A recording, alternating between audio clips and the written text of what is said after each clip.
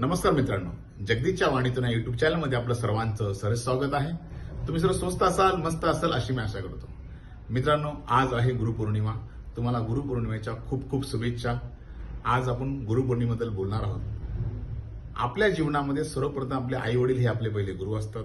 मुलगा लहान असतो तेव्हा तो मुलगा पहिला पाऊल टाकतो तेव्हा त्याची आई त्याला पाठीमागून आधार देते आणि वडील पुढून आवाज देत असतो आणि हे दोघांच्या आधारामुळे मुलगा तो पुढे पुढे पाऊल टाकतो.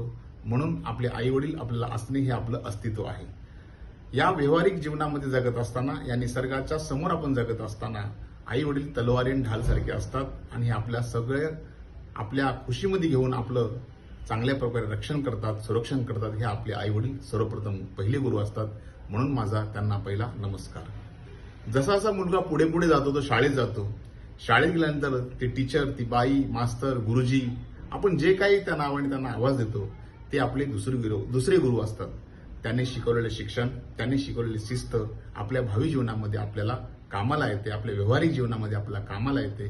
त्या शिक्षणामुळे आपला मुलगा किंवा तो विद्यार्थी तो चांगला पुढे जातो, इंजिनियर, डॉक्टर, वकील होतो. आणि त्या आईवडिलांची सुद्धा इच्छा असते की आपला मुलगा चांगला झाला पाहिजे, चांगला खेळाडू झाला पाहिजे, चांगला क्रिकेटर झाला पाहिजे. या दोन्हीची इच्छा पूर्ण करणारा असतो तो दुसरा गुरु म्हणजे शिक्षक.